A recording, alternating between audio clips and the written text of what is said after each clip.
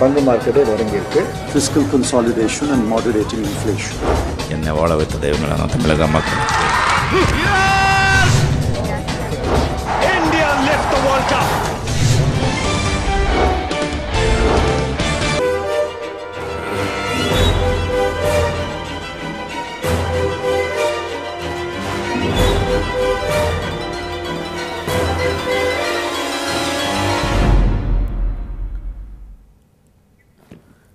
Sun News நேயர்களுக்கு எங்கள் நெஞ்சார்ந்த நல்வணக்கம். இன்றைய வாத மேடையில் மிகவும் சூடும் சுவையுமான ஒரு கருத்து தலைப்பு எடுத்துக்கொள்ளப்பட்டிருக்கிறது. அது அகில இந்தியாவையும் ஏன் உலகத்தின் கவனத்தையும் கவர்ந்திருக்கிறது. இந்தியாவினுடைய 2 பெரிய தேசிய கட்சிகள் ஏறத்தாழ பட்டிமன்றத்தைப் போல அல்லது காமன் பண்டிகையைப் போல இறந்தானா இறக்கவில்லையா மன்மதன் என்கிற கச்சேரியை நிகழ்த்துவதை போன்ற ஒரு நிகழ்வு இப்போது 2 நாட்களாக நடந்து கொண்டிருக்கிறது. ஆனால் அது காமன் பண்டிகை போட்டி அல்ல, மக்களின் பொதுவான பிரச்சனை. ஆம், ஆண்டு கொண்டிருக்கிற காங்கிரஸ் கட்சி பிரதான எதிர்க்கட்சியான பாரதிய ஜனதா கட்சியை நோக்கி 2 குற்றச்சாட்டுகளை பகிரங்கமாக பத்திரிகைகளிலும் ஊடகங்களிலும் சொல்லப்போக அது இப்போது பற்றி எரிந்து கொண்டிருக்கிறது. இந்தியாவில் நடந்து கொண்டிருக்கிற எல்லா விதமான பிரச்சனைகளும், குண்டுவெடிப்புகளும், கலவரங்களும், போட்டிகளும், பொறாமைகளும் பாரதிய ஜனதா கட்சியும் ஆர்எஸ்எஸும் சேர்ந்து செய்கிற சதி. குண்டுவெடிப்புகளாகட்டும், கலவரங்களாகட்டும், இன மோதல்களாகட்டும், இவற்றிற்கு எதிர்க்கட்சியாக இருக்கிற பாரதிய ஜனதா கட்சி தன்னுடைய தாய் ஸ்தாபனமான ஆர்எஸ்எஸோடு சேர்ந்து செய்கிற சதிதான். இதுவே அவர்களுடைய வரலாறு என்று சொல்கிறார் காங்கிரஸ் கட்சியினுடைய பொதுச் செயலாளர் மூத்த தலைவர் திரு திக் விஜய் சிங். கூடவே பீகாரில் முதலமைச்சராக அந்த மாநிலத்தை ஆண்டு கொண்டிருக்கிற திரு நிதிஷ்குமார் தனது மாநிலத்தில் நிகழ்ந்த புத்தகயா குண்டுவெடிப்பு, பள்ளிப்பிள்ளைகள் 22 பேருக்கு மேல் உணவில் விஷம் கலந்து கொல்லப்பட்ட சம்பவம் போன்ற பாரதூரமான விளைவுகள் அனைத்தும் பாரதிய ஜனதா கட்சி ஆர்எஸ்எஸ் இவற்றின் கூட்டுச்சதி என்று சொல்கிறார். இந்த குற்றச்சாட்டுகளை மிக வன்மையாக கண்டித்து திக் விஜய் சிங் நிதிஷ்குமார் மன்னிப்பு கேட்க வேண்டும், நிதிஷ்குமார் பதவி விலக வேண்டும் என்கிற கோரிக்கையோடு சங் பரிவாரத்தினரும் ஆர்எஸ்எஸ் அமைப்பினரும் கிளர்ந்து எழுந்து மத்திய பிரதேசம், உத்தரப்பிரதேசம் போன்ற மாநிலங்களில் ஆர்ப்பாட்டமும் போர்ப்பாட்டுமாக வெளியிலே வந்திருக்கிறார்கள். இதற்கிடையில் கடந்த கால வரலாற்றை நாம் இப்போது தொடர்ந்து விளக்கப் போவதில்லை. ஆனால் உங்களுக்கு ஒரு செய்தி. 1925ஆம் ஆண்டு விஜயதசமி நாளன்று மிக முக்கியமான பிரகடனங்களோடு பிறந்ததுதான் ஆர்எஸ்எஸ் என்கிற ராஷ்டிரிய சுயம் சேவக் சங்கம். அதனுடைய மூத்த குழந்தை தான் ஜனசங்கம் என்று அன்று அழைக்கப்பட்ட அரசியல் கட்சி. பின்னாளில் ஜனதா வடிவமெடுத்து அதற்கு பிறகு உருவானதுதான் இன்றைய பாரதிய ஜனதா கட்சி. எனவே ஆர்எஸ்எஸ் தாய் இன்றைய பிஜேபி சிசு. காங்கிரஸ் கட்சி சுதந்திரத்திற்கு முன்னர் இருந்தே உருவாக்கப்பட்டு சுதந்திரத்திற்காக போராடி இன்று வரையிலும் பல்வேறு பேர் அங்கிருந்து கிளைகளாக பிரிந்து வெவ்வேறு இயக்கங்களாக மாறிய போதிலும் கூட அவர்கள் இந்திய தேசிய காங்கிரஸ் என்கிற பெயரிலேயே தொடர்கிறார்கள். இடையிலே இடதுசாரிகளுக்கும் விடுதலை போராட்ட காலத்திலிருந்து தொடர்ந்து மிகப்பெரிய ஈடுபாடும் இந்திய அரசியலுடைய தொடர்பும் உறவும் உண்டு. எனவே இவர்கள் அனைவரையும் இங்கே விவாத மேடைக்கு அழைத்திருக்கிறோம். காங்கிரஸ் கட்சியினுடைய முன்னணி பிரமுகர்களில் ஒருவர் முன்னாள் சட்டமன்ற உறுப்பினர் வழக்கறிஞர் வேலூர் திரு ஞானசேகரன் வந்திருக்கிறார். வணக்கம். ஐக்கிய ஜனதாதளம் ஜனதாதள் யுனைடெட் நிதிஷ்குமார் இயக்கத்தினுடைய தமிழ்நாட்டு பொதுச் செயலாளர் வழக்கறிஞர் டி ராஜகோபால் வந்திருக்கிறார். வணக்கம். வணக்கம். மார்க்சிய கம்யூனிஸ்ட் கட்சி சிபிஐஎம்னுடைய சிந்தனை முகாமைச் சேர்ந்த அதனுடைய முக்கியமான பத்திரிகையினுடைய மூத்த பத்திரிகையாளர் திரு வி குமரேசன் வந்திருக்கிறார். வணக்கம். பாரதிய ஜனதா கட்சியைச் சேர்ந்த அதனுடைய இலக்கிய அணி செயலாளர் டாக்டர் முருகமணி வந்திருக்கிறார். வணக்கம். வணக்கம். விவாதம் தொடங்குகிறது. தொடக்கமாக காங்கிரஸ் கட்சிகிட்ட தான் அதை பற்ற போடும் நான் நினைக்கிறேன். தேர்தல் இன்னும் பல மாதங்கள் இருக்கிறது. அவர்கள் தான் எதிர்க்கட்சி தான் அவசரப்பட்டு யார் பிரதமர் என்று சொல்வீர்களா, இது போன்ற வாதங்களை வைத்துக்கொண்டு தேர்தல் முன்கூட்டி வருமா, இது எதிர்க்கட்சியோட வேலை. ஆள வேண்டியது உங்களுடைய வேலை. இந்த நேரத்தில் பல்வேறு விதமான பொருளாதார பிரச்சனைகள், எத்தனையோ பிரச்சனைகள், நாட்டு மக்களை தாக்கப்படுத்தக்கூடிய பலவிதமான பிரச்சனைகள் இருக்கிறது. அவற்றையெல்லாம் சந்தித்து விட்டு நீங்கள் தேர்தலுக்கு வருவது சரியாக இருக்கும். ஆனால் இதை விட்டுவிட்டு தத்துவார்த்த ரீதியாக பாரதிய ஜனதா கட்சியை எதிர்கொள்வதைப் போல அவர்களுடைய பூர்வீகத்தை சொல்லி இவர்கள் குண்டு தயாரிக்கிறவர்கள், மகாத்மா காந்தியை கொன்றவர்கள், இப்படி பல்வேறு விதங்களை அந்த பந்தை மாற்றி மாற்றி களம் மாற்றி இவர்கள் உதைக்கிறார்கள் காங்கிரஸ்காரர்கள் அப்படின்னு சொல்கிறாங்க. உங்களை பற்றி அது முழுக்க முழுக்க தவறு. காரணம், வரலாறே பிஜேபியுடைய வரலாற்றை பார்த்தால் நீங்கள் முதல்ல முன்னுரையாக சொன்னதே எங்களுக்கு ஒரு எடுத்துக்காட்டாக நாங்கள் எடுத்துக்கொள்ள இங்கே எல்லோரையும் கேட்டுக்கொள்ளுகிறேன். இப்பொழுது காங்கிரஸ் கட்சி ஆளுகிற கட்சிக்கு நிறைய தடயங்கள் கிடைக்கின்றன. அந்த தடயங்கள் கிடைத்ததனுடைய விளைவுதான் நிதிஷ்குமார் அவர்கள் இப்பொழுது, காரணம் பிஜேபியும் நிதிஷ்குமாரும் சேர்ந்து அவர்கள் இணைந்து ஆட்சி நடத்தி கொண்டிருந்தார்கள். இப்பொழுது ஏற்பட்ட சில அரசியல் மாற்றங்கள் காரணமாக பிஜேபி அவர்களை விட்டு விலகப் போக இப்பொழுது அவருடைய சுயரூபத்தை இப்பொழுது பிஜேபி காட்டத் தொடங்கி இருக்கிறது. அதன் விளைவாகத்தான் இப்பொழுது புத்த கயாவிலே புத்தர் ஏற்கனவே ஆசையை மறந்துவிட்டு பொதுவாக அன்பை போதிக்கக்கூடிய அந்த மதத்தை சார்ந்திருக்கக்கூடிய அந்த கோயிலை கூட இடிக்கக்கூடிய அளவிற்கு கல் நெஞ்சக்காரர்களாக பிஜேபி மாறிவிட்டது, ஆர்எஸ்எஸ் மாறிவிட்டது என்பதை ஆதாரத்தோடு தான் இன்று நிதிஷ்குமார் அவர்கள் முதலமைச்சராக இருந்து அவர் கிடைத்திருக்கக்கூடிய தகவலின் அடிப்படையில், அதே போல் நேஷனல் இன்வெஸ்டிகேஷன் ஏஜென்சிக்கு கிடைத்திருக்கக்கூடிய தகவல் அடிப்படையில் தான் சொல்லுகிறார். அதே போல இப்பொழுது 23 குழந்தைகள் சத்துணவிலே, அதுவும் உங்களுக்கு பூச்சி மருந்து கலந்து கொடுக்கப்பட்ட, அதாவது பூச்சி மருந்து இடத்துல வச்சிருந்ததுனால போய் சொல்லிட்டு இருக்காங்க, பூச்சி மருந்தை கலந்து கொடுத்து இன்று 23 குழந்தைகள் இப்பொழுது அந்த இடத்திலே மாண்டு போய் ஒரு பெரிய ஒரு நிகழ்வு ஏற்பட்டிருக்கிறது என்று சொன்னால் அதுவும் ஆதாரத்தோடு தான் நிதிஷ்குமார் அவர்கள் கூறுகிறார். இவ்வளையும் அவர் எடுத்தேன் கவிழ்த்தேன் என்று ஏதோ பொத்தாம் பொதுவாக சொல்லிவிட்டு செல்லவில்லை. ஆதாரத்தை கையில் வைத்து கொண்டுதான் இப்படியெல்லாம் பிஜேபியும் ஆர்எஸ்எஸும் இணைந்து, அதாவது நிதிஷ்குமாருடைய ஆட்சியை குலைக்க வேண்டும், அவருக்கு ஒரு தவறான ஒரு பெயரை உருவாக்க வேண்டும், களங்கத்தை கற்பிக்க வேண்டும் என்ற நோக்கோடு அவர்கள் செய்து கொண்டிருக்கக்கூடிய நிகழ்வை பட்டியலிடுகிற போது திக்விஜய் சிங் அவர்களும் இப்பொழுது அவர் சொன்னது பார்த்தீங்கன்னா, அவர் முதலமைச்சராக இருந்த காலத்தில் அதாவது குண்டு தயாரிக்கக்கூடிய வேலைகளை இந்த ஆர்எஸ்எஸும் பிஜேபியும் செய்தது என்பதற்கு ஆதாரங்களை அவர் வைத்துக் கொண்டிருக்கிறார். இப்படி ஆதாரங்களை வைத்துக் கொண்டிருப்பதை சொல்லுகிறார்களே ஒழிய அதை விட்டுவிட்டு ஏதோ இன்று நாங்கள் ஆளுகிற பணியை தவிர்த்துவிட்டு அதையெல்லாம் கவனம் செலுத்தாமல் இதில் சொல்லுவோம் என்பது தவறு. காரணம், பிஜேபியினுடைய வரலாறு எப்படிப்பட்டது என்பது உங்களுக்கு தெரியும். நமக்கு சுதந்திரத்தை பெற்று தந்த மகாத்மா காந்தியடிகளையே கொஞ்சம் கூட ஈர நெஞ்சு இல்லாமல் கொன்று குவித்தவர்கள் தான் ஆர்எஸ்எஸ் காரர்கள். வெள்ளைக்காரன் கூட பத்திரமாக காந்தியினுடைய உயிரை விட்டு சென்றான், ஆனால் அவரை கொன்றார்கள். அதற்கு பிறகு பெருந்தலைவர் காமராஜர் அவர்களை பொதுவாக பசுவதை தடை சட்டத்தை கொண்டு வராத காரணத்தினாலே அப்பொழுது பிரதமராக இருந்த லால் பகதூர் சாஸ்திரி அவர்கள் என்னுடைய கட்சி தலைவர் காமராஜை தான் நீங்கள் பசுவதை தடை சட்டத்தை கேட்க வேண்டும், நாங்கள் இப்பொழுது கொள்கை முடிவு எடுக்கவில்லை என்று சொன்ன போது ஆத்திரப்பட்டு அப்பொழுது ஜனசங் அதே போல மற்றும் ஆர்எஸ்எஸ் போன்ற நண்பர்கள் எல்லாம் போய் அதாவது காமராஜர் ஜந்தர் மந்தர் வீதியில் இருக்கக்கூடிய வீட்டையே கொளுத்தி அடித்து நாசப்படுத்தி அந்த கருப்பன் காமராஜை கொன்று விடுவோம் என்றெல்லாம் மிரட்டியவர்கள் தான் இவர்கள். இதுதான் அவருடைய வரலாறு. ஆகவே பொய் உரைக்கவில்லை, முழு பூசணிக்காய் எவ்வளவுதான் சோற்றில் முளைக்க முனைந்தாலும் கூட இதெல்லாம் வெளிப்பட்டு விட்டது. இனி பிஜேபியினுடைய சாயம் வெளுத்து விட்டது, இனி அவர்கள் தப்பிக்க முடியாது. முன்னுரையே கிட்டத்தட்ட பெரிய நீண்ட உரையாக நிகழ்த்தியிருக்கிறீர்கள். நீங்கள் தொடக்கத்திலேயே அதை வந்து ஐக்கிய ஜனதா தளத்தில் நிதிஷ்குமார் பற்றி சில கேள்விகள் இருக்கிறது, இருந்தாலும் உடனடியாக காங்கிரஸ் குற்றச்சாட்டுக்கு பாரதிய ஜனதா கட்சி இந்த பதிலை நீங்கள் சொல்லிடலாம். ஐயா, மரியாதைக்குரிய ஐயா ஞானசேகரன் ஐயா அவர்கள் வந்து ஒரு மூத்த அரசியல்வாதி. உலக அரசியல் தெரியும், இந்திய அரசியல் தெரியும், தமிழகத்தினுடைய அரசியல் தெரியும். அவர் இப்படி ஒரு குற்றச்சாட்டை வைக்கிறார் என்ற பொழுது எனக்கு ஆச்சரியமாக இருக்கிறது. பாரதிய ஜனதா கட்சியினுடைய தொண்டர்களுக்கும் தலைவர்களுக்கும் சித்தாந்தத்தை போதித்த பெரியவர்கள் எங்களுக்கு சொல்லிக் கொடுத்த ஒரு பாடல், சிறுமியரெல்லாம் தேவியின் வடிவம், சிறுவர் அனைவரும் தேவனே என்று சொல்லி முடியும் அந்த வரிப்பாடல். அப்போ பாரதிய ஜனதா கட்சியினுடைய தலைவர்களும் தொண்டர்களும் இந்த நாட்டில் மட்டுமல்ல உலகத்தில் இருக்கக்கூடிய அத்துணை சிறுவர்களையும் சிறுமிகளையும் ஆண்டவனாக பார்க்கக்கூடியவர்கள். இப்படிப்பட்ட ஒரு கொடூரமான சம்பவத்தை பாரதிய ஜனதா கட்சி செய்திருக்காது.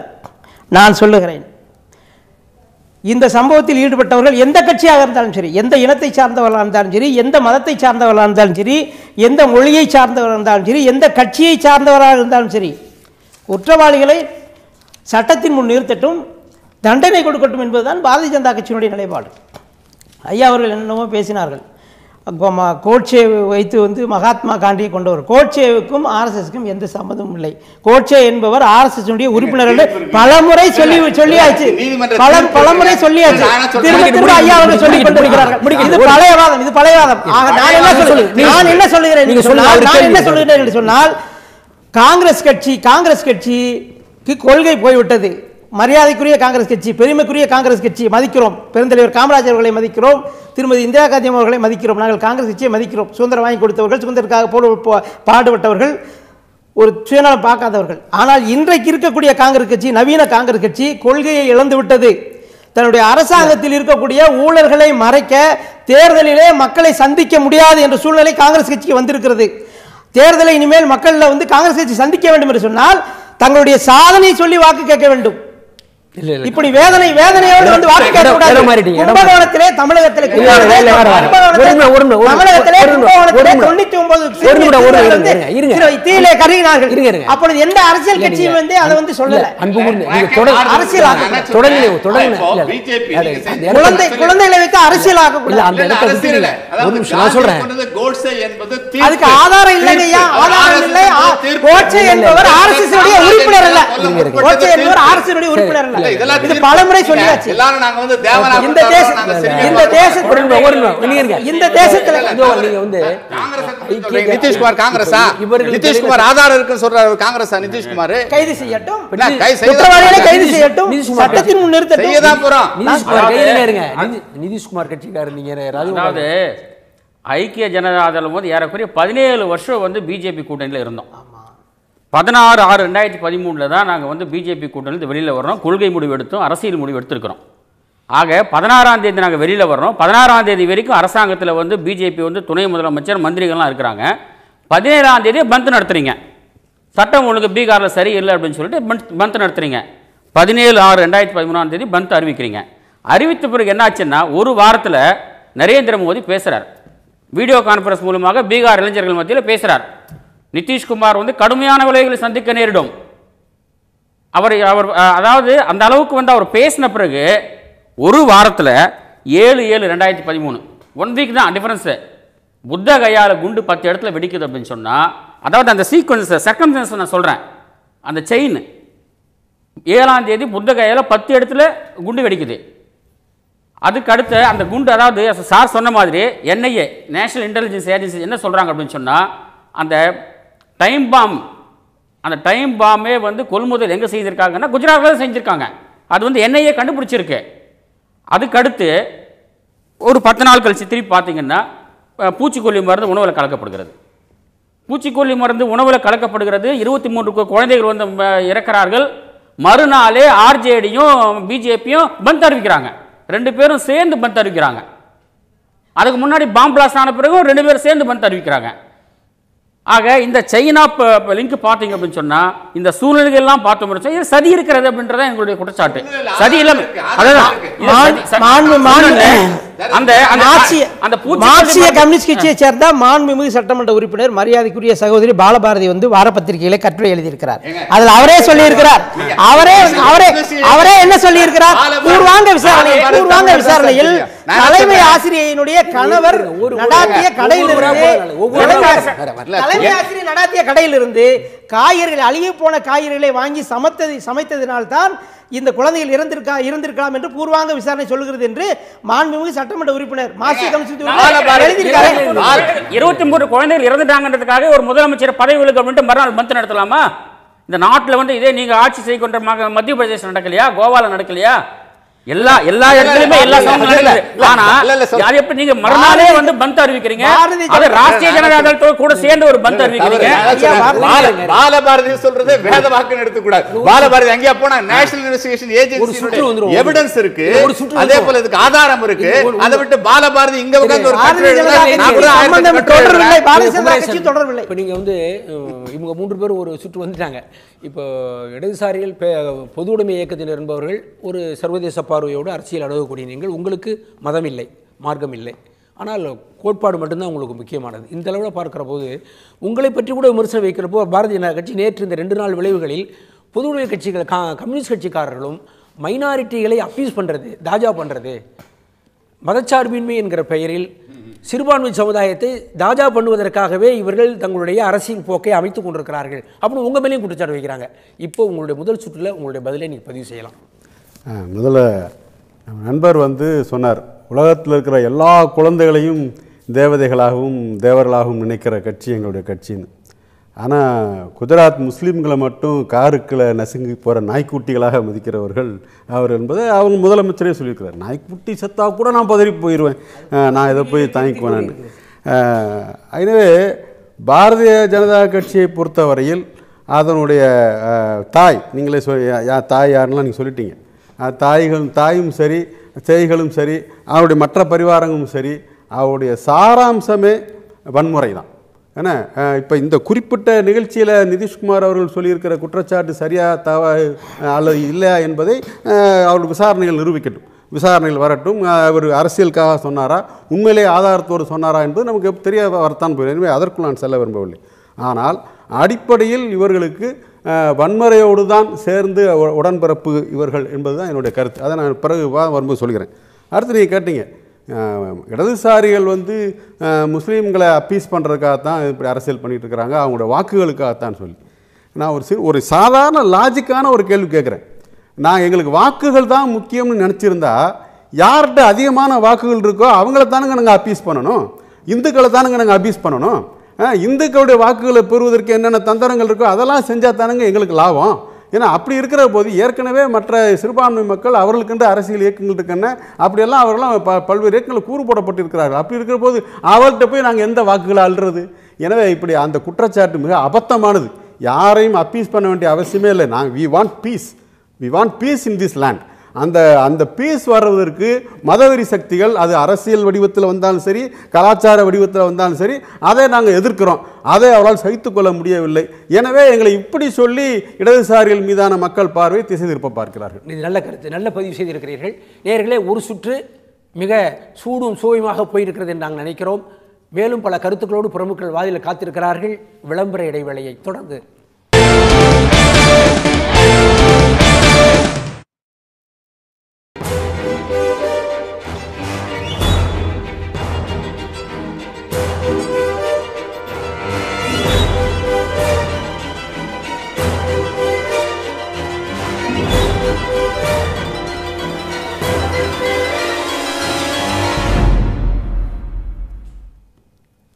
நேயர்களே, விவாத மேடையில் அரசியல் நாகரிகம் எப்படி இருக்கிறது, அது அநாகரிகமாக ஆகி இருக்கிறதா என்கிற மையக்கருத்தை உள்வாங்கிக் கொண்டு நம்முடைய விவாத மேடை தொடர்கிறது.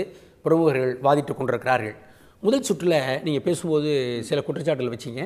அது கொஞ்சம் அதுக்குள்ளே போனார். அப்புறம் காங்கிரஸ் கட்சி மீது வைக்கிற வழக்கமான விவாதங்களில் அவர் உள்ளே போயிட்டார். ஆனாலும் கூட உங்களுக்கு ஒரு கேள்வி.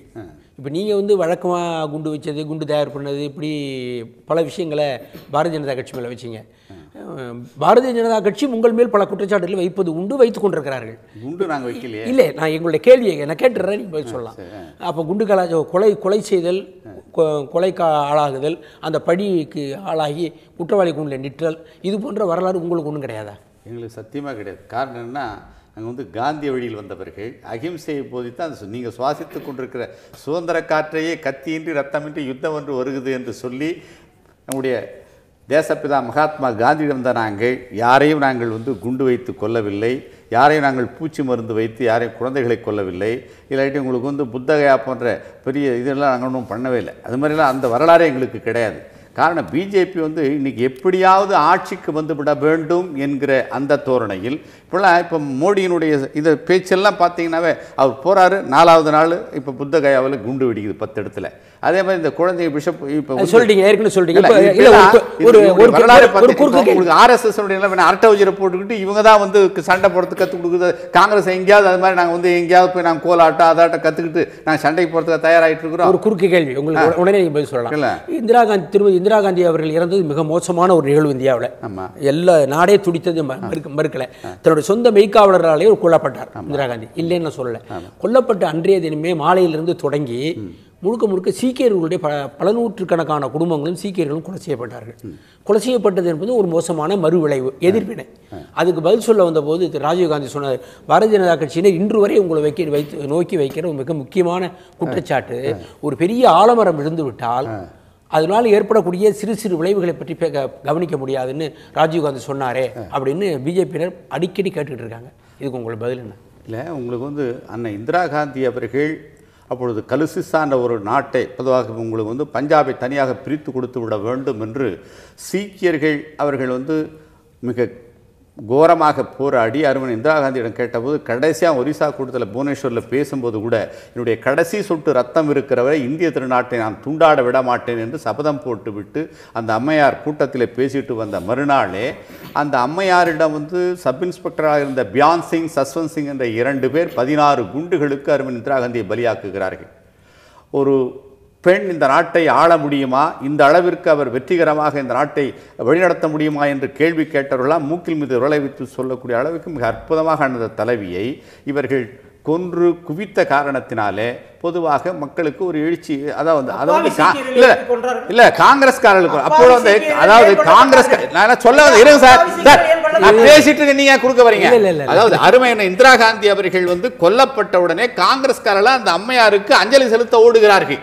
எல்லாமே அங்க கூஞ்சி இருக்கிறான். சில பேர் இருக்காங்க, ஆர்எஸ்எஸ், இந்த பிஜேபி, இந்த கூட்டம் இருக்குல்ல, அப்ப ஜனசங்கலாம் இந்த மாதிரி கூட்டங்கள் தான் ஏதாவது சந்துல சிந்து பாடி அந்த பழியை எங்க மேல போடுறதுக்காக ஏதாவது குறிப்பிட்ட கலவரங்களை கட்டவிழ்த்து விட்டார்களே ஒழிய, சார் ஒரு பெரிய ஆலமரம் சாய்ந்தது ராஜீவ் காந்தி சொன்னது அருமை இந்திரா காந்தி காங்கிரஸ் கட்சிக்காரர்களால் கொல்லப்பட்டது. 3000 சீக்கிரம் கொல்லப்பட்டது காங்கிரஸ் கட்சிகள் கிடையாது.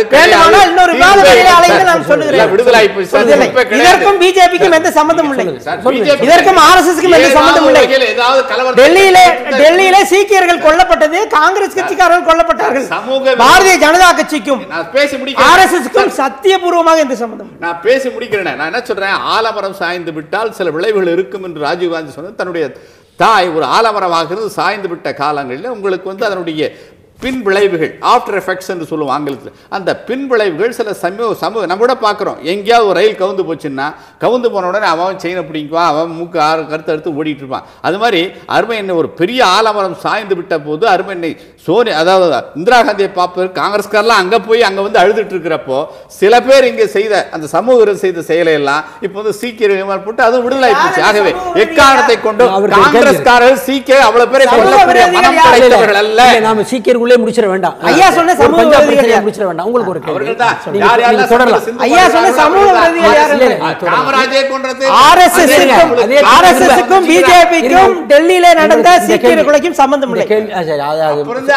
சீக்கியர் படுகொலை விட்டுருங்க, நம்ம இந்தியாவில் ஏராளமான சம்பவங்கள் இருக்கு. ஒரு கேள்வி கேட்குற அதுல நீங்க தொடரலாம். 2002 குஜராத்தில் கலவரம், மிகப்பெரிய கலவரம் நடந்து கொண்டிருக்கிறது. ஆண்டு கொண்டிருந்தவர் நரேந்திர மோடி, பாரதிய ஜனதா கட்சியில். இந்தியாவோட பிரதமர் வாஜ்பாய். மிகப்பெரிய கலவரம் நடந்து மக்கள் மத்தியில் அந்த நாட்டு சொந்த நாட்டு மக்கள் குஜராத்தில் இருப்பதற்கு பயந்து கொண்டு பக்கத்தில் மகாராஷ்டிரா எல்லையில் போய் அகதிகளாக முகாம்கள் தங்கி கஞ்சி காய்ச்சி ஊற்றினாங்க. 1.5 லட்சம் பேர் தங்கியிருந்தாங்க. இந்த நிலையில் பத்திரிகையாளர்கள் கேட்கிறார்கள் நரேந்திர மோடியிடம், என்னங்க இது உங்கள் மாநிலத்தில் நடந்து கொண்டிருக்கிறது, காவல்துறை போகவில்லையா, லேண்ட் ஆர்டர் இருக்கேன்னு கேட்குறாங்க. பெரும்பான்மை மக்கள் கொண்ட கோபத்தினுடைய சீற்றம் எப்படி இருக்கும் என்பதற்கான விளைவு இங்கே நடந்து கொண்டிருக்கிறது.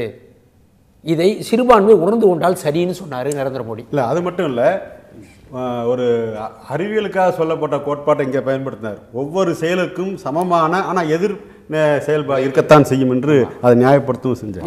இப்போ இதுக்கு என்ன விளக்கம் சொல்றீங்க? அது ஒரு துயர சம்பவம். வருத்தப்படுகிறோம், வேதனைப்படுகிறோம். எத்தனையோ முறை அடல் பிகாரி வாஜ்பாய் அவர்களும் பெருமைக்குரிய அத்வானி அவர்களும் எத்தனையோ முறை நாங்கள் சொல்லிவிட்டாச்சு. திரும்ப திரும்ப நீங்கள் அதே கேள்வியை கேட்கறதுல வந்து எந்த இதுவும் இல்லை. வருத்தப்படுகிறோம், வருத்தப்படுகிறோம்,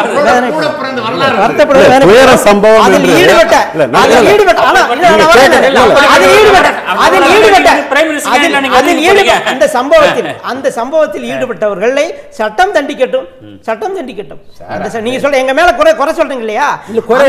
குஜராத் கலவரத்தில் ஈடுபட்டவர்களை எந்த கட்சியை சார்ந்தவராக இருந்தாலும் எந்த மதத்தை சார்ந்தவர்களும் சட்டம் தண்டிக்கட்டும். பாரதிய ஜனதா கட்சி தயாரா இருக்கிறோம். சட்டத்தில் நிறுத்தட்டும், அதாவது ஏதாவது நாட்டுல நல்லது நடந்தா அது நாங்க செஞ்சோம், ஏதாவது கட்டம் நடந்தா பாரதிய ஜனதா கட்சி அந்த சம்பவத்திலே ஈடுபட்டவர் யாராக இருந்தாலும் சட்டத்தின் முன்னிறுத்தட்டும், நாட்டினுடைய உச்சபட்ச தண்டனை வழங்கட்டும். 23 குழந்தைகள் இறந்துட்டாங்க அப்படின்றதுக்காக வந்து நிதிஷ்குமார் வந்து பதவி விலகணும்னு பந்த் நடத்துறாங்களே. குஜராத்தில் வந்து 2000 பேர் வந்து சாகடிக்கப்பட்டார்கள். எத்தனையோ மசூதிகள் வந்து இடிக்கப்பட்டன. கர்ப்பிணி பெண்கள் வந்து தாக்கப்பட்டார்கள். அப்போ ஏன் இவங்க ரிசைன் பண்ணல? அப்போ உங்க கட்சியில வந்து ஏன் நடவடிக்கை எடுக்கல நரேந்திர மோடி மேல? இன்னும் 23 பேர் வந்து குழந்தைகள் இறந்துட்டாங்கிறதுக்காக அதை வச்சு அரசியல் செய்கிறார்கள் பாரதிய ஜனதா கட்சிக்காரர்கள். சதி இருக்கிறதற்கு நிறைய காரணங்கள் இருக்கின்றன. அதாவது வந்து மறுநாள் வந்து பந்த் நடத்துறாங்க ஆர்ஜேடியோட சேர்ந்து பிஜேபி. குழந்தைகள் இறப்பை பெற்றோர்களை அழைத்து கொண்டு சென்று அதே பள்ளியில் அந்த சடலத்தை புதைக்கிறார்கள். பிஜேபி காரங்க அந்த பெற்றோர்கள் எல்லாம் எடுத்துக்கொண்டு அதே பள்ளியில வந்து சடலத்தை புதைக்கிறார்கள். இவ்வளவு கலவரத்தை அன்றைக்கு மறுநாள் வந்து உருவாக்குறார்கள் என்று சொன்னால் அது சதி இல்லாமல் என்ன இருக்கிறது? அதாவது நண்பர் சொன்னார், ரொம்ப ரொம்ப நல்லாவே சொல்றார். சட்டம் நடக்க இருக்கட்டும், எனக்கு ஒன்றும் பிரச்சனை இல்லைன்னு சொல்றாரு.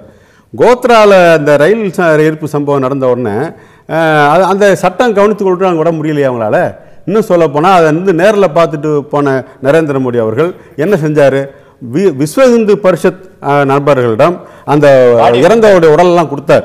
அவங்க அகமதாபாத், அவங்க எந்த ஊர்க்காரங்களோ, ஆனால் அகமதாபாத் நகரத்தில் போய் மிகப்பெரிய அந்த பிணங்களை வைத்துக்கொண்டு ஒரு ஊர்வலம் நடத்துவதற்கு அனுமதித்தார்கள். வேண்டுமென்றே ஒரு உணர்ச்சியை கிளப்பி விடுவதற்காக, வெறியை கிளப்பி விடுவதற்காக. அப்போ இந்த சட்டம் செயல்படணும்னு சொல்லி உங்களால் விட்டு வைக்க முடியலையே. ஆகவே தான் சொல்றோம், என்ன முதலமைச்சரே அதுக்கு அனுமதி கொடுத்திருக்கிறாருங்கிறதுனால தான் அப்போ இது திட்டமிட்ட ஏற்பாடு. இலங்கையில் நடக்கலையா? இலங்கையில் வந்து ஒரு மோதலில் வந்து ஒரு 19 சிங்கள அந்த இராணுவத்தை சேர்ந்த சிங்களர்கள் 19 பேர் இறந்து போன உடனே அவர்கள் ஊர்வலம் விட்டது அன்றைய இலங்கை அரசு வேண்டுமென்றே தமிழருக்கு எதிரான உணர்வை கிளப்புவதற்காக. அதே போல அகமதாபாத் நகரத்தில் விஸ்வ இந்து பரிஷத்காரர்கள் அப்படி ஒரு ஊர்வலத்தை நடத்துவதற்கு அனுமதி கொடுத்தார் இவர். மறுநாள் தான் இந்த every action equal but opposite reaction அந்த இது காவல்துறையினர் கை கட்டி மௌனியாக இருந்தார்கள். இது வந்து ஸ்டேட் ஸ்பான்சர் டெரரிசம் நடந்தது. பேசலாம், தொடர்ந்து பேசலாம். நேயர்களே, நம்முடைய அரசியல் அநாகரிகம் என்ற முக்கியமான கருத்தை மையமாக்கி கொண்டு மிக வேகமாக போய் கொண்டிருக்கிறது. தொடர்ந்து இது விவாதிக்கப்பட இருக்கிறது. விளம்பர இடைவேளையை தொடர்ந்து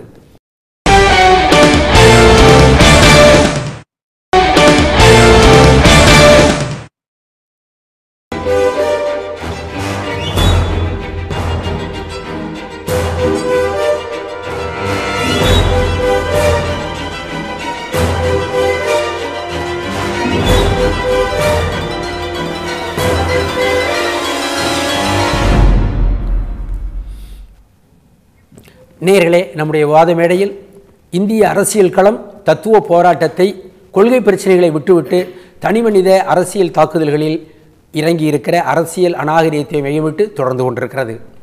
மேலும் தொடர்ந்து வாதிக்க இருக்கிறோம். நீங்கள் விளம்பர இடைவேளைக்கு முன்னர் ஒரு கருத்தை சொல்லி நிறுத்தினீங்க. இப்போது இந்திய கம்யூனிஸ்ட் இயக்கத்தின் சார்பாக நீங்கள் ஒரு முக்கியமான கருத்தை நீங்கள் பதில் சொல்லி ஆகணும். அதாவது உங்களை நோக்கி இன்றைக்கு பாரதிய ஜனதா கட்சி வைக்கிற இந்த கருத்தை தாண்டி அந்த அரசியல் அநாகரிகம் என்று நம்ம பேசிக்கொண்டிருக்கிற இந்த பேச்சினுடைய தொடர்ச்சியாக இவர்கள் 2 பேரும், காங்கிரஸ் பாரதிய ஜனதா கட்சி 2 பேரும் வைத்து கொண்டிருக்கிற வாதத்தை தொடர்ந்து உங்களுக்கு ஒரு சமூக கடமை ரீதியான ஒரு பொறுப்பான ஒரு பதில் ஒன்று இருக்கிறது. அதாவது இப்போ வந்து நிதிஷ்குமார் தன்னுடைய மாநிலத்தில் நடந்து கொண்டிருக்கிற புத்தகையா குண்டுவெடிப்பு, பள்ளி பிள்ளைகள் மதிய உணவில் விஷம், இது போன்ற விஷயங்கள் பாரதிய ஜனதா கட்சி RSS என்று சொல்லப்போக, திக்விஜய் சிங் RSS தான் குண்டுகளை தயாரிக்கிறது என்று சொல்லப்போக, இதற்கிடையில் அவர்கள் இந்த கம்யூனிஸ்டுகளும் சேர்ந்து கொண்டு அவர்களோடு மௌன பார்வையாளர்களாக சைலண்ட் ஸ்பெக்டேட்டர் இருக்கிறார்கள். இவர்களுக்கெல்லாம் பைத்தியம் பிடித்து விட்டது. இவர்கள் அதை பற்றி அந்த கருத்து சொல்ல மறுக்கிறார்கள். லாலு பிரசாத் யாதவ் அவர் வந்து அவருக்கும் ஒரு சித்தப்பிரமை ஏற்பட்டு விட்டது. நிதிஷ்குமாருக்கும் ஒரு பைத்தியம் பிடித்து விட்டது. மனநோயாளியாக மனநோய் மருத்துவமனைக்கு போவது நல்லது. இப்படிப்பட்ட வாதங்கள் வருவது இந்திய அரசியல் களத்திற்கு நல்லதா? ஒரு பொது உடைமைவாதி என்கிற பொருள் உங்கள் பார்வை? அது எந்த நாட்டின் அரசியல் சூழலுக்குமே இப்படி ஒரு கட்சியினுடைய அந்த இயக்கத்தினுடைய நிலைப்பாடுகள் குறித்து சரி தவறு என்று விமர்சிக்கப்பதாக இப்படிப்பட்ட பைத்தியக்காரர்கள் என்ற சொற்கள் எல்லாம் பயன்படுத்துவது என்பது அப்படி பயன்படுத்துவர்களுடைய அரசியல் நாகரிகம் எந்த தரத்தில் இருக்கிறது என்பதை காட்டுவது மட்டுமல்ல, ஒரு ஆரோக்கியமான அரசியல் சிந்தனை வளர்வதற்கு உதவியாக இருக்காது. எனவே அதெல்லாம் ஒரு சிறுபிள்ளத்தனமானதுன்னு சொல்லி நம்ம நிராகரிச்சிடலாம். இதற்கெல்லாம் ஒவ்வொன்றும் வரிக்கு வரி பதில் சொல்லிட்டு இருக்க வேண்டிய தேவையில்லை. ஏனென்றால் இந்த நாட்டை நான் ஒரு முதல்ல ஒன்று புரிஞ்சுக்கணும். குறிப்பாக நான் பிஜேபிக்காரங்களுக்கு கேட்டுக்கிறதெல்லாம் அந்த விஷயம்தான். ஒரு நாட்டை நேசிப்பது என்பது அந்த மேப்பை நேசிக்கிறது இல்லை, ஒரு வரைபடத்தை வரைஞ்சி வச்சுட்டு அதை கும்பிடுவதல்ல நாட்டுப்பற்று என்பது. அந்த மக்களை நேசிக்க வேண்டும், அந்த மக்கள் ஒன்றாக இருக்க வேண்டும், நன்றாக இருக்க வேண்டும் என்று மனப்பூர்வமாக விரும்ப வேண்டும். நான் தொடக்கத்தில் ஒன்று சொன்னேன், இவருடைய மூலத்திலேயே வன்முறை இருக்கிறது என்று சொன்னேன். மதம் என்று பார்த்தா ஏன்னா இவருடைய மறுக்க மாட்டான்னு நினைக்கின்றேன். இந்த நாட்டில் ஒரு இந்து மதம் சார்ந்த ஆட்சி அமைப்பை நிறுவுவதுங்கிற அந்த RSS கோட்பாட்டினுடைய ஒரு அரசியல் வடிவமாகத்தான், அதை நிறைவேற்றுவதற்கான அரசியல் வடிவமாகத்தான் பிஜேபி செயல்படுத்திக்கிட்டு இருக்கிறாங்க. அந்த இந்து மதத்தினுடைய தொடக்கத்திலிருந்தே பார்த்தீங்கன்னா அந்த வன்முறை என்பதுடைய வேர்கள் இருக்கின்றன. புஷ்யமித்திரங்கிற அந்த மன்னன் புத்த மத கோயில்களை இடிச்சானே, அதனுடைய தொடர்ச்சி இருக்கிறது. அதுபோல இங்கே நம்ம ஊர்ல ஏன் கூன் பாண்டியன் வந்து 8000 சமணர்களை கழுவேற்றினானே, மதம்ங்கிற அந்த விஷயம் தானே அங்கே வந்து ஒரு இந்து மன்னன் தானே அவன், அந்த தொடர்ச்சி இங்கே இருக்கிறது. அதே போல தான் ஆர்எஸ்எஸ் என்பது தொடங்கப்பட்ட பிறகு அவர்கள் இங்கே இந்து ராஜ்யம் என்பதை நிறுவ முயன்ற போது அவர்கள் அறிவித்தார்கள், இங்கே 3 எதிரிகள். கோல்வால்கர் தன்னுடைய புத்தகத்தில் சொல்றார், 3 எதிரிகள். ஒன்று சிறுபான்மையினராகிய இஸ்லாமியர்கள், இன்னொரு சிறுபான்மையினர் கிறிஸ்தவர்கள்.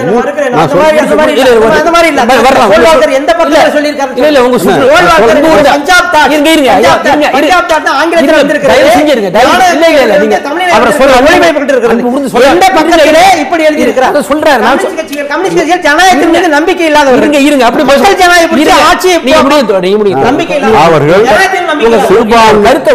கருத்து சொல்ல கொடுங்க, அப்புறம் வரலாம். நீங்க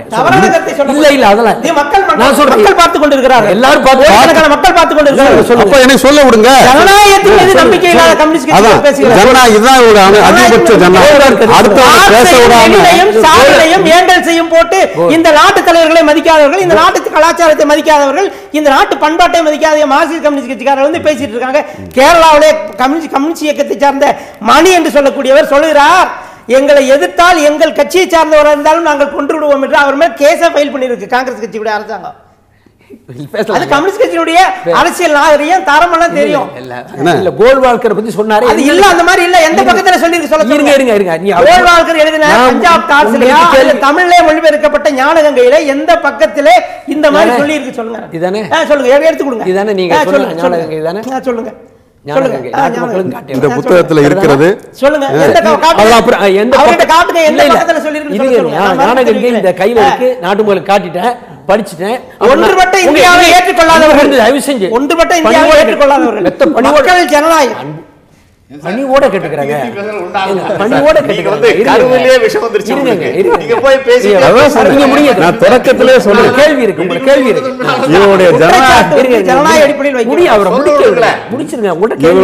இவர்களுடைய ஜனநாயகம் என்பது மாற்று கருத்துக்கள் வரவிடாமல் அடக்கிக் கொண்டே இருப்பதுதான்.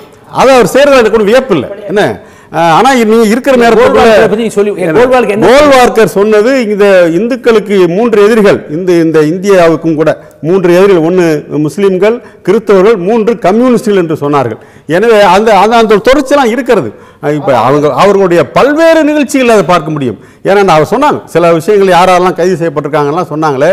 இப்ப 16 வழக்குகளில் இந்தியாவில் அண்மையில கால தொடர்ச்சியாக நடந்திருக்கின்ற குண்டுவெடிப்பு சம்பவங்கள் தொடர்பாக பயங்கரவாத சம்பவங்கள் 16 சம்பவங்களில் கைது செய்யப்பட்டிருப்பவர்கள் அல்லது தேடப்படுகிறவர்கள் யார் என்று பார்த்தால் இந்துத்துவ அமைப்புகளை சேர்ந்தவர்கள். சும்மா இல்லை, இந்தியாவுடைய உள்துறை செயலாளர் அவர்கள் 10 பேருடைய பட்டியலே வெளியிட்டார் இவர்களை பிடிக்க முடியலன்னு சொல்லி. ஏன்னா பல மாலேகாவ்ல இருந்து ஹைதராபாத் மசூதி குண்டு வெடிப்பு வரிசையாக சம்ஜாத்வாதா அந்த எக்ஸ்பிரஸ் வெடிகுண்டிலிருந்து வரிசையாக சொல்ல முடியும். அதில் சிக்கியிருப்பவர்கள் எல்லாம் அல்லது தேடப்படுவர்கள் எல்லாம் அல்லது தப்பித்து தலைமறைவாக இருப்பவர்கள் எல்லாருமே RSS, Bajrang Dal, VHP, BJP இருக்கான்னு எனக்கு தெரியாது. இப்படிப்பட்ட வகையராகளை சேர்ந்தவர்கள் தான் இருக்கிறார்கள். எனவே அவர் முதல்ல ஒன்று சொன்னார், அதை நான் ஒப்புக்கொள்கிறேன். குண்டு வெடிப்பு என்பது அது குறிப்பிட்ட மதத்துக்கான விஷயம் அல்ல. அது பயங்கரவாதிகள் என்பது எந்த மதத்தையும் சேர்ந்தவர்கள் அல்ல, மனிதகுல விரோதிகள். அவர்கள் அப்படித்தான் விமர்சிக்க வேண்டும். ஆனால் ஒரு சம்பவம் நடக்கிற போதே குறிப்பிட்ட பகுதி மக்கள் மீது சந்தேகமும் ஒரு கோபமும் வருவது போன்ற கருத்துக்களை பரப்புவது, அதன் மூலமாக அரசியல் ஆதாயத்தை கட்டுவதற்கு முயற்சி செய்வதுங்கிற அந்த தொடர்ச்சி இருக்கு பாருங்க, அது கடுமையான இந்திய ஜனநாயகம் நிச்சயமாக நிராகரிக்க வேண்டிய ஒரு விஷயம். பேசுவோம், உணர்ச்சி வசப்படாமல் ஒரு கேள்வி கேள்வி வாங்கிக்கிங்க. உங்கள் சுற்றுவரப்பு இப்போ நீங்கள் முழுமையாக பதில் சொல்லலாம், உங்களுக்கான வாய்ப்பு வருது. இப்போ அவர் திரு பத்திரிகையாளர் குமரேசன் ஒரு கருத்து சொன்னார், கோல்வால்கர் சொன்னதாக இல்லவே இல்லை, அடிப்படை ஆதாரம்னு சொன்னீங்க. நல்ல காலமாக நீங்கள் ஞானகங்கையை பற்றி சொன்னீங்க, ஞானகங்கையை நான் கொண்டு வந்திருந்தேன், இப்போ நாட்டு மக்கள்கிட்ட நான் காட்டிட்டேன். இது தொடர்பாக ஒரு கேள்வி, இது உள்ளே இருக்குது. இப்போ எடுத்து பக்கத்தை புரட்டி காட்டுறதெல்லாம் தேவையில்லாத நேரமும் இல்லை, சொல்லிடுறேன். என் கேள்வியை வைக்கிறேன், நீங்கள் பதில் சொல்லுங்கள். கோல்வால்கர் சொல்கிறார், எம்எஸ் கோல்வால்கர் சொல்கிறார் இந்த புத்தகத்தில், ஆங்கில வடிவம் பஞ்சாப் தாட்ஸ், தமிழில் சிந்தனை கொத்து. அதில் சொல்கிறார், ஒரு நாட்டினுடைய பகை என்பது வெளியிலிருந்து வருகிற பகை அல்ல, அது பிறகு கவனிக்கப்பட வேண்டியது. உள்ளே இருந்து தான் முக்கியமான பகை என்பது வரும். அதனை கவனித்து கொண்டு களையவில்லை என்றால் ஒரு நாடு நன்றாக இருக்காது. இந்திய தேசத்திற்கு உள்பகை என்பது 3 பகை. ஒன்று கிறிஸ்தவம், இன்னொன்று இஸ்லாம், மூன்றாவது கம்யூனிசம். இந்த 3 உட்பகையிலும் துடைத்து ஒழித்தால் அல்லது இந்து சாம்ராஜ்யம் மலராது அப்படின்னு இந்த புத்தகத்தில் இருக்கு. சத்தியம். பதில் சொல்லுங்க. சரி, நான் சொல்லுகிறேன். அதாவது மரியாதைக்குரிய தோழர் குமரேசன் இது கேள்விக்கே பதில் சொல்லலாம். குமரேசன் வந்து சாதாரண ஆள். அவர் வந்து உலக வரலாற்றை படித்தவர்கள், நல்ல அறிவாளி. அவர்களை போன்றவர்கள் இப்படி ஒரு தவறான கருத்தை சொல்லும்போது மனது வேதனையாக இருக்கிறது. நீங்களும் சொல்லுகிறீர்கள், என்ன சொல்லுகிறீர்கள்? 3 எதிரிகள் சொல்லுகிறார். 3 எதிரினா குருஜி அவர்கள், பெருமைக்குரிய குருஜி அவர்கள் சித்தாந்த பூர்வமாக சொல்லி இருக்கிறார்கள். கிறிஸ்தவர்களை கொல்ல வேண்டும், இஸ்லாமியர்களை கொல்ல வேண்டும், இந்துக்களை கொல்ல வேண்டும் சொல்லி எழுதியிருக்கிறாரா? 3 உட்பகைங்கிறார். அப்போ உட்பகை சித்தாந்த பூர்வமானது. ஆர்எஸ்எஸ்க்கு என்று கொள்கை இருக்கிறது, கோட்பாடு இருக்கிறது. பிஜேபிக்கு என்று கொள்கை இருக்கிறது, கோட்பாடு இருக்கிறது. எங்களுக்கு கொள்கை சொல்லி வாக்குகளை கேட்போம், மக்களிடம் வெற்றி பெறுவோம். இந்த மாதிரி வந்து நாங்க குண்டு வச்சு தான் பண்ணணும்னு அவசியம் எல்லாம் ஒண்ணு இல்ல. கருத்துக்கள் ரீதியான பகையை சொல்லி மனிதர்களை கொல்ல வேண்டும், மதத்தின் அடிப்படையில் ஒழிக்க வேண்டும் என்று பார்ப்பது அது பகைன்னு சொன்னாவே அதை விட்டுட்டு கருத்துக்கள் ரீதியான, அதாவது நண்பர் சொல்றார் கருத்து ரீதியான தான் எடுத்துக்கொள்ளணும், ஆட்களை சொல்லணும். ஏன்னா அப்ப கோல்வார்கள் போன்ற மிகச்சிறந்த இவர்கள் மக்கள் ஜனநாயக புரட்சி நடத்த வேண்டும் என்று சொல்லுகிறார்கள். யாருக்கு எதிராக நடத்துறாங்க? யாருக்கு எதிராக நடத்துறாங்க? ஆக கம்யூனிஸ்ட் இயக்கங்க கேரளாவிலே ஆட்சியில இல்லாத பொழுது ஜனநாயகத்தை பற்றி பேசுவார்கள். ஆனால் ஆட்சியில் வந்தோடனே அவங்க என்னென்ன பண்றாங்கன்றது நாட்டு மக்களுக்கு தெரியும். காங்கிரஸ் கட்சியை சேர்ந்த ஐயா அவர்களுக்கு தெரியும். ஐயா அவர்களுக்கு தெரியும். சித்தாந்தம் என்ன தெரியுமா? அவருடைய சித்தாந்தம், அதாவது கொள்கை ரீதியாக சொல்லுகிறோம், தத்துவ ரீதியாக சொல்லுகிறோம். பகை பகை என்று இவர்கள் இந்துக்களை தவிர மற்றவர்களை எல்லாம் ஒழித்து விட வேண்டும் என்று கங்கணம் கட்டி கொண்டு செயல்படுகிறார் என்பது வெளிப்படை. அதாவது நான் ஒன்று சொல்றேன், அவங்க தயவு செஞ்சு கொஞ்சம் பொறுமையா இருந்து நீங்க பதில் சொல்லுங்க. நீங்க என் கேள்விக்கு அப்புறம் நீங்க பதில் சொல்லுங்க. ஏன்னா அவர் சொன்னார்ல கருத்து ரீதியாக தான் எடுத்துக்கொள்ளணும், ஆட்களை சொல்லலன்னு சொல்றாரு இல்லையா? அப்படின்னா என்ன? ஏன்னா கோல்வார்கள் போன்ற நல்ல சிந்தனையாளர், படித்தவர், எல்லாம் எழுத தெரிஞ்சவர். அவர் என்ன எழுதியிருக்கணும்? இங்கே நமக்கு 3 பகைகள் இருக்கின்றன. 1 கிறிஸ்தவம், இன்னும் 2 இஸ்லாம், 3 கம்யூனிசம் என்று சொல்லியிருந்தால் அது கருத்து ரீதியாக சொல்வது. கிறிஸ்தவர்கள், முஸ்லிம்கள், கம்யூனிஸ்டுகள் என்று சொன்னால் ஆட்களை சொல்றாரா அல்லது சித்தாந்தத்தை சொல்றாரா? பெருமைக்குரிய குருஜி அவர்கள் ஆட்களை பற்றி சொல்லி இருக்க மாட்டார், நிச்சயமா சொல்லி இருக்க மாட்டார். சித்தாந்தம் கருத்து பூர்வமானது, காங்கிரஸ் கட்சியை சேர்ந்த ஐயா அவர்களுக்கும் தெரியும். அதாவது நான் இன்னொரு ஒரே ஒரு கேள்வி மட்டும் கேட்கிறேன். நான் இந்த நாட்டிலே ஜாதியற்ற, மதமற்ற, இனமற்ற ஒரு சமுதாயத்தை உருவாக்குவதற்காக பாரதிய ஜனதா கட்சி வந்து போராட தயார் இருக்கிறது. எங்களோடு கம்யூனிஸ்ட் கட்சிகள் கைகோர்த்து வர தயாரா இருக்கிறார்களா? மதசார்பற்ற இதுதானே சொல்லுங்க. மதசார்பற்ற என்ன? மதசார்பற்ற என்ன? மதசார்பற்ற என்ன? செக்குலர் கண்ட்ரி நாங்க வந்து மதசார்பற்ற நாடு என்று நாங்கள் இருக்கிற போது எந்த மதத்தையும் சாராத எல்லோரும் ஒன்று என்று தான் நான் வாழ்ந்துட்டோம். எங்கள் இயக்கத்திலுமே, எங்கள் பாரதிய ஜனதா கட்சி இயக்கத்திலுமே பெருமைக்குரிய சிறுபான்மை சமுதாயத்தை சேர்ந்த தலைவர்கள் இருக்கிறார்கள். சிக்கந்தர் பகத் இருந்தாரு,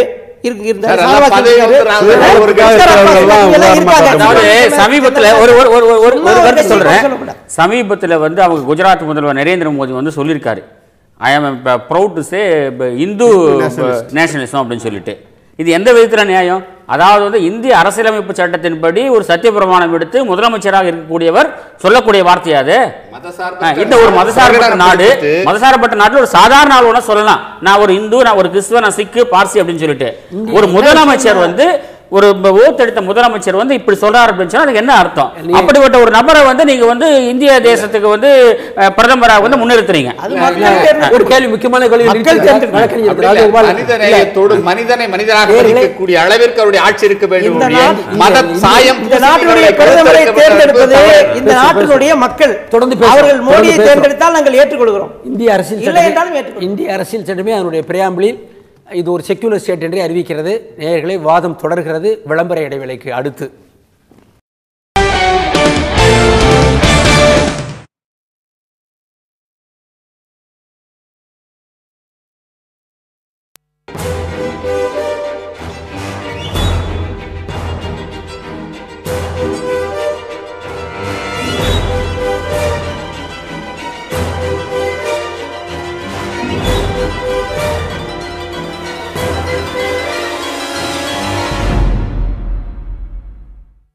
நேயர்களே, விவாத மேடை தொடர்கிறது.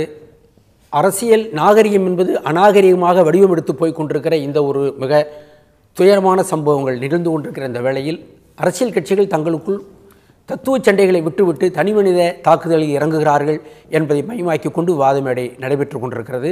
பிரமுகர்கள் தங்களுடைய வாதத்தை தொடர்கின்றனர். ஐக்கிய ஜனதா தளத்தினுடைய நிதிஷ்குமார் அவர்களுடைய சார்பாக வந்திருக்கிறதுனால உங்களுக்கு ஒரு கேள்வி. கிட்டத்தட்ட ஏறத்தாழ 20 ஆண்டுகள் தொடர்ந்து அந்த கூட்டணியில் அவங்களோட அங்கம் வச்சு தேர்தல் சந்திச்சிங்க, ஆட்சியில் அங்கம் வச்சிங்க. இதே நிதிஷ்குமார் மத்தியில் ரயில்வே அமைச்சராகவே பாரதிய ஜனதா கட்சியினுடைய ஆட்சியில் இருந்தார், வாஜ்பாய் அரசவையில் இருந்தார். அப்புறம் திரும்ப பல்வேறு அங்கங்கள் வகிச்சிங்க. பிஜேபி கூட்டணியில் பீகாரில் தேர்தலை சந்திச்சிங்க, ஆட்சி அமைச்சிங்க, இப்போவும் கூட்டணியில் இருந்தாங்க. இவ்வளவு நடந்து விட்ட பிறகு பிரிந்து விட்டாருங்கிற அடுத்த நிமிடமே செய்கிற சதியெல்லாம் பாரதிய ஜனதா கட்சி தான் என்று திசை திருப்புவது என்பது பாரதிய ஜனதா கட்சியே சொல்வது போல. அவர்கள் மனநோயாளின்னு சொன்னதை நான் பயன்படுத்தலை. ஆனாலும் கூட இவ்வளவு உடனே ஒரு தனி மனித தாக்குதலில் இறங்குறீங்களே, என்ன காரணம்? அதாவது கொஞ்சம் எனக்கு நேரம் கொடுக்கணும், நான் விளக்கமாக சொல்ல விரும்புகிறேன். பாரதிய ஜனதா கட்சி இந்த நாட்டில் ஆட்சிக்கு வரணும் வந்திருக்கவே முடியாது. வருவதற்கு காரணமாக இருந்தவர்கள் ஜனதாதளம். 2000ஆவது வருஷத்தில் வந்து சரத் யாதவும் ராமகிருஷ்ண ஹெக்டே இல்லைன்னு சொன்னால் வாஜ்பாய் கவர்மெண்ட் ஃபார்ம் பண்ணியிருக்க முடியாது. அன்றைக்கு வந்து இதனால் வந்து நாங்கள் தேசிய அந்தஸ்தை இழந்தோம். எங்களுடைய இயக்கம் வந்து 2ஆக பிளவுபட்டது. அதுக்காகவே மதசார்பற்ற ஜனதாதளம் உருவானது. அவர்களோடு சேர்ந்து பயணித்தோம். அப்போது நாங்கள் வந்து காமன் சிவில் கோடுக்கு வந்து நாங்கள் வந்து எதிர்ப்பு தெரிவித்தோம். ஆர்டிகல் 370 காம்ப்ரமைஸ் இல்லைன்னு சொன்னோம். பாபர் மசூதி பிரச்சனையில் வந்து எங்களுக்கு ஒரு கொள்கையை நாங்கள் சொல்லி தான் நாங்கள் ஆட்சியில் தொடர்ந்தோம். ஆக இத்தனை வருடங்கள் அவங்களோடு நாங்கள் வந்து பயணம் செய்து விட்ட பிறகு பீகாரில் வந்து அரசாங்கம் 7 வருஷம் ஒரு சின்ன புகார் கிடையாது நிதிஷ்குமார் கவர்மெண்ட் மேலே. 7 இயர்ஸ், ஃபர்ஸ்ட் 5 இயர்ஸ், இப்போ 2.5 வருஷம் ஆகிப்போச்சு. ஆக 7.5 ஆண்டு காலம் எந்த ஒரு குற்றச்சாட்டுக்கு ஆளாகாத ஒரு நிதிஷ்குமார் அவர்களை அவர் மேலே கரப்ஷன் சார்ஜ் சொல்ல முடியாது, சட்டம் ஒழுங்கு கட்டுப்படுத்தல் சொல்ல முடியாது, நிர்வாகத்திறமை இல்லைன்னு சொல்ல முடியாது. அப்படிப்பட்ட ஒரு நிதிஷ்குமார் அவர்களை வந்து நாங்கள் இப்போ இன்றைக்கி வந்து ஒரு கொள்கை முடிவு எடுத்திருக்கிறோம். கொள்கை முடிவு எடுத்து அறிவித்த மறுநாளே நீங்கள் வந்து சட்டம் ஒழுங்கு சரியில்லைன்ட்டு பந்து அறிவிக்கிறீங்க அப்படின்னு சொன்னால் இதில் என்ன அரசியல் நாகரிகம் இருக்குது? இது அரசியல் அநாகரிகம் இல்லையா? அதற்கடுத்து தொடர் சம்பவங்கள் நான் முதலே சொன்னேன். உடனே வந்து 10 நாளில் வந்து புத்தகயாரை வந்து குண்டு வெடிக்குது. குண்டு வெடிக்கிறதுக்கு நான் ஒரு வாரத்துக்கு முன்னாடி வந்து நரேந்திர மோடி அவர்கள் வந்து இளைஞர்கள் மத்தியில் வந்து வீடியோ கான்ஃபரன்ஸ் மூலமாக பேசுகிறார். இல்லை அது ஏற்கனவே சொல்லிட்டீங்க நீங்கள். நான் கேட்குறேன், இது வந்து புத்தகயா குண்டு வெடிப்பு என்பது ஒரு அந்நிய நாட்டு சர்வதேச தீவிரவாதிகளுடைய வேலையாக இருக்க முடியாதா? உள்நாட்டில் இருந்து நடந்தது. அதான் நான் என்ன சொல்றேன்னா, நேஷனல் இன்டெலிஜென்ஸ் ஏஜென்சி வந்து என்ன சொல்லுது அப்படின்னு சொன்னா, புலனாய்வே பேசிக்கா வந்து இன்னைக்கு வந்து ஆய்வு செய்து இன்னைக்கு வந்து அவங்க ஒரு ரிப்போர்ட் கொடுத்துருக்காங்க. இந்த வந்து இந்த பாம் பிளாஸ்ட் வந்து எங்க வாங்கிருக்காங்கன்னா வாங்கிருக்காங்க, குஜராத்ல வாங்கிருக்காங்கன்னு சொல்லிருக்காங்க. இந்த சீக்வென்ஸ் இந்த சர்க்கம்ஸ்டன்ஸ் தான் நான் சொல்றேன். சூழ்நிலைகள் எல்லாம் பார்க்கின்ற பொழுது அதற்கு தொடர்ந்து இந்த 23 பிள்ளைகள் மரணமடைந்த சம்பவங்கள், அந்த சம்பவம் மரணமடைந்த உடனே இவர்கள் வந்து பந்த் அறிவிப்பது, இந்த சூழல்கள் எல்லாம் பார்க்கின்ற பொழுது இது ஒரு அரசியல் அநாகரிகமாக தான் தெரிகிறது தவிர தனி மனித தாக்குதல் நிதிஷ்குமாருடைய கவர்மெண்ட்டுக்கு ஐக்கிய ஜனதா தள அரசாங்கத்திற்கு வந்து கெட்ட பெயர் உருவாக்க வேண்டும் என்ற எண்ணத்திலே தான் நரேந்திர மோடி செயல்படுகிறாரே தவிர ஏன் என்று சொன்னால் அவர் வந்து நாங்கள் பிரைம் மினிஸ்டர் கேண்டிடேட் நாங்கள் ஏற்றுக்கிறதுக்கு தயாராக இல்லை. அதற்காக இந்த சதி இருக்குமோ என்கின்ற சந்தேகம் எங்களுக்கு வருகின்றது. அதுக்காக தான் நாங்கள் வந்து பிஜேபி சதி செய்கிறது என்று சொல்லுவோம். சரி, நாட்டு மக்கள் பார்த்துக் கொள்வார்கள். நாட்கள் இன்னும் இருக்கின்றன. உங்கள் பாரதிய ஜனதா கட்சிக்கு இந்த இறுதி சுற்றுது. அதனால் உங்களுக்கு ஒரு கேள்வி வைக்கிற, நீங்கள் சேர்த்து எல்லாத்தையும் பதில் சொல்லலாம். அதாவது தொடர்ந்து நம்ம பேசி கொண்டிருந்த போது காங்கிரஸ் கட்சி திக்விஜய் சிங் இடதுசாரிகள் வைக்கிற குற்றச்சாட்டை நோக்கி நீங்கள் சில கேள்விகளை வச்சிங்க. இறுதியாக உங்களுக்கு ஒரு கேள்வி. அடிப்படையிலேயே உங்களுடைய அந்த கரு உற்பத்தியிலேயே உங்களுடைய அடிப்படை தத்துவம் என்பது கோல்வால்கை பற்றி நம்ம பேசணும், திரும்ப அங்கே போக வேண்டாம். ஆனால் ஒரே ஒரு உதாரணம் சொல்வதாக இருந்தால், நரோடா பாட்டியா குஜராத் கலவரத்தின் போது குஜராத்தில் அகமதாபாத் பக்கத்தில் இருக்கிற சின்ன ஒரு அர்பன் பகுதி தான் நரோடா பாட்டியா. அங்கே நடந்த ஒரு மிக மோசமான பாரதூரமான சம்பவத்தில் ஒரு மருத்துவர், குழந்தை பேர் மகப்பேறு மருத்துவர் மாயாபென் கோட்னானி, இந்த மாயாபென் கோட்னானி ஸ்பாட்டில் போய் நின்றுக்கிட்டு 78 பேரை குழந்தைகள், பெண்கள், தாய்மார்கள் என்று சொல்லி ஈவிரக்கெல்லாமல் வெட்டி போட்டு பல பேர் துடித்து கிடந்தார்கள் வீதியில். அதுக்கு அந்த அம்மாவுக்கு இப்போ 2 ஜன்ம தண்டனை கிடைத்திருக்கிறது. அதுக்கு அந்த விளக்கம் கேட்டபோது அவர் சொன்னார், நரேந்திர மோடி அவருக்கு அதுக்குரிய வெகுமதி கிடைக்கும்னு நரேந்திர மோடி சொன்னார். கட்சியை விட்டு விளக்க போகிறாருன்னு எல்லாரும் நினச்சாங்க. 2 நாள் கழிச்சு அந்த அம்மாவுக்கு மந்திரி பதவி கொடுத்தார் நரேந்திர மோடி. இப்போ என்ன சொல்கிறீங்க? அதாவது பாரதிய ஜனதா கட்சியை பொறுத்த மட்டும் 17 ஆண்டுகள் எங்களோடு கூட்டணியில் இருந்தார்கள் ஐக்கிய ஜனதா தளம். மாண்புமிகு நிதிஷ்குமார் அவர்களை நாங்கள் மதிக்கிறோம். எங்களுடைய நண்பர்களாக இருந்தவர்கள், சுருக்கமாக நண்பர்களாக இருந்தவர்கள், அவர்களை நாங்கள் மதிக்கிறோம். நாங்களாக அவர்களை வெளியேற சொல்லவில்லை. ஐயா அவர்கள் சொல்லுகிறார்கள், நாங்கள் கொள்கை முடிவெடுத்து வெளியேறணும், கொள்கை முடிவெடுத்து வெளியேறணும்னு சொன்னார்கள். என்ன கொள்கை முடிவெடுத்து வெளியேறினார்கள்? காங்கிரஸ் கட்சியோட மறைமுகமான கூட்டணி வைத்துக் கொண்டு வெளியேறினார்கள். இது உண்மை. இது மறைமுகமான கூட்டணி. ஒரு நிமிடம். இரண்டாவது விஷயம், மாண்புமிகு நிதிஷ்குமார் அவர்களுக்கு வந்து செஞ்ச சாதனையை சொல்லி விட்டுருங்க, என்னுடைய மக்களை கேள்வி மட்டும் செய்த சாதனையை இறுதி சொல்லி சொல்லி. அவர் வாக்குகள் வாங்குறதுக்கு தயாரா இல்ல. அதை விட்டுருங்க. அவர் அட்மினிஸ்ட்ரேட்டிவ் கெப்பாசிட்டியை இழந்துட்டார், நிர்வாக திறமையை இழந்து விட்டார். அதனால் ஏதாவது பொய்யை பாரதிய ஜனதா கட்சி மேல RSS மேல சுமத்தி இந்த மாதிரி விளம்பரம் தேடி எல்லாம் ஒரு அரசியல் கட்சியை வளர்க்க அவசியம் இல்லை. பாரதிய ஜனதா கட்சி எல்லா சித்தாந்தங்களையும் மதிக்கிறது. காங்கிரஸ் கட்சியுடைய சித்தாந்தங்களை, கொள்கைகளை, கோட்பாடுகளை, தத்துவங்களை மதிக்கிறது. மார்க்சிய கம்யூனிஸ்ட் கட்சியா இருந்தாலும் இந்திய கம்யூனிஸ்ட் கட்சியா இருந்தாலும் அதில மதிக்குது. ஆனா அதே சமயத்துல கொள்கை ரீதியான, கருத்து ரீதியான மோதல் இருக்க வேண்டும் இல்லையே, அதை மக்களிடம் சொல்ல வேண்டும் இல்லையே. அதற்காக நாங்க கொள்கை முடிவுனா என்ன கொள்கை முடிவு சொல்லலாம்? ஒரு கொள்கை முடிவு இல்ல. இறுதியா நீங்க சொல்லலாம். நீங்க இப்ப சுருக்கமாக சில வரிகள், இப்ப நீங்க ஒரு பொது உடைமை பார்வையில் இந்த நடந்து கொண்டிருக்கிற இந்த அரசியல் வாத பிரதிவாதங்களை பற்றி உங்களுக்கு கருத்து என்ன? மீண்டும் சொல்லுங்க கேள்வி. ஒரு பொது உடைமை சிந்தனையாளர் என்கிற முறையில், ஒரு பத்திரிகையாளர் என்கிற முறையில் அரசியல் அநாகரிகமான முறையில் இந்த வாத பிரதிவாதங்கள், தாக்குதல்கள் நடந்து கொண்டிருக்கின்றன. இவற்றை பற்றி சில வரிகள். ஒன்று, நாங்கள் பேசும்போது தான் சம்பந்தம் இல்லாமல் அவர் திசை திருப்பார் என்று பார்த்தால், நீங்க கேட்ட கேள்வி கூட இன்னும் அவர் பதில் சொல்லாமலே வேற பக்கம் விட்டார். இப்ப நீங்க ஒரு கேள்வி கேட்கிறீங்க, மிக முக்கியமான கேள்வி. இந்த அரசியல் அநாகரிகங்களுக்கு எப்போது முற்றுப்புள்ளி வரும் என்று. அரசியல் வேறுபாடுகள் இருக்கிற வரைக்கும், அணுகுமுறைகளில் வேறுபாடுகள் இருக்கிற வரைக்கும் கருத்து மோதல்கள் இருக்கும். அது சமயத்தில் கலச்சண்டைகளாகவும் மாறும். ஆனால் இந்த அநாகரிகம் என்பது எப்போது முற்றுப்பெறும் என்றால், இப்படிப்பட்ட பிரச்சனைகளை பொதுத்தளங்களில் விவாதிக்கிற விஷயங்களாக மாற வேண்டும். இப்போ நம்ம இங்கே இந்த மேடையில் பேசுகிறோம், விவாத மேடையில் பேசிக்கிட்டு இருக்கிறோம். இது தெருவில் பேசப்படுற விஷயமா இருக்கும். ஒரு தேநீர் கடையில், ஒரு உணவகத்தில், ஏன் ஒரு கல்யாண வீட்டில், ஒரு வீட்டில் நடக்கக்கூடிய வைபவத்தில் என்று ஒவ்வொரு கட்டத்திலும், பணியிடத்தில் எல்லாம் அரசியல் பேசக்கூடாது ஒரு தப்பான அநாகரிகமான பலத்தை வச்சுக்கிட்டு இருக்கிறோம். அங்கே அரசியல் பேச வேண்டும். இது போன்ற பிரச்சனை மக்கள் அலசட்டும். அப்படி மக்கள் விவாதிக்கிறார்கள், மக்கள் கவனிக்கிறார்கள் என்று வந்தால் இதற்கெல்லாம் ஒரு முற்றுப்புள்ளியும் வர தொடங்கிவிடும். இறுதியாக சில வரிகள். எப்பொழுதுமே அரசியல் ஒரு நாகரிகம் இருக்க வேண்டும் என்று சொன்னால், அரசியல்வாதிகள் உதாரண புருஷர்களாக இருக்க வேண்டும், நாட்டை பற்றி சிந்திக்கக்கூடியவர்களாக இருக்க வேண்டும், நாட்டிற்காக அவர்கள் தியாகம் செய்யக்கூடியவர்களாக இருக்க வேண்டும். அந்த வகையில் இங்கே மகாத்மா காந்தியடிகள் தன்னுடைய உயிரை இங்கு இழந்திருக்கிறார். அதற்கு பின்னால் அருமனை இந்திரா காந்தி அவர்கள் தன்னுடைய உயிரை நாட்டிற்காக இழந்திருக்கிறார்கள். அதே போல அமரராகிவிட்ட எங்கள் தலைவர் ராஜீவ் காந்தி அவர்கள் உயிரை இழந்திருக்கிறார்கள். இப்படி நாட்டிற்காக உயிரை கொடுத்த அரசியல் தலைவர்கள் ஒரு பக்கம், ஆனால் கொலை செய்து, குற்றம் செய்து, பல கொலைகளை செய்தவர்களுக்கெல்லாம் மந்திரி பதவி கொடுத்து அழகு பார்க்கிறவர்கள் ஒரு கூட்டம். அந்த கூட்டத்தைச் சேர்ந்தவர் தான் பிஜேபி, நரேந்திர மோடி. இப்படிப்பட்டவர்களை எல்லாம் நாம் ஒதுக்கி வைத்துவிட்டு தியாகம் செய்யக்கூடியவர்களை மட்டுமே தலைவர்களாக ஏற்றுக்கொண்டு நாட்டுப்பற்றோடு வாழக்கூடிய காங்கிரஸ் கட்சி அவர்கள் பின்பற்றுவார்களே, ஆனால் நாடு சுபிட்சமாக இருக்கும், ஒற்றுமையாக இருக்கும். மக்கள் கேட்டுக்கொண்டிருக்கிறார்கள். நேயர்களே, நம்முடைய வாத மேடையில் அனல் பறக்கிற பல்வேறு விதமான வாத பிரதிவாதங்கள் இடம்பெற்றதை பார்த்து கொண்டிருந்தீர்கள். பொது வாழ்க்கையில் ஈடுபட்டு கொண்டிருக்கிற பொது தலைவர்கள் தாங்கள் நடந்து கொள்ளுகிற நடத்தையினால், செயல்களினால், பேச்சுக்களினால் அடுத்து வருகிற சந்ததிக்கு முன்னுதாரண புருஷர்களாக இருக்க வேண்டியவர்களாக இருக்கிறார்கள். தங்களுடைய அந்த முதன்மையான கடமையை விட்டுவிட்டு பதவியின் காரணமாக எந்த சண்டையும் நிகழ்த்தலாம், எப்படியும் வாதம் செய்யலாம் என்று நடக்க தொடங்குவார்களேயானால், தேசப்பிதா காந்தியடிகள் சொன்னதை போன்று முன்னுதாரணமாக திகழ்கிற மனிதர்கள் தடம் மாறுகிற போது சரித்திரம் இடம் மாறிவிடும் என்றார். அந்த நிலை வந்துவிடக்கூடாது என்பதுதான் நாம் அத்தனை பேருடைய அக்கறை. வார்த்தைகளில், செயல்களில், நடத்தையில் தூய்மையும் நேர்மையும் கடைபிடிக்கிற சமூகம் வர வேண்டுமானால் தலைவர்கள் நடந்து காட்ட வேண்டும். ஏனெனில் மன்னன் எவ்வழி, குடிகள் அவ்வழி. மீண்டும் தொடர்ந்து அடுத்தடுத்த வாத மேடைகளில் பேசுவோம். நன்றி, வணக்கம்.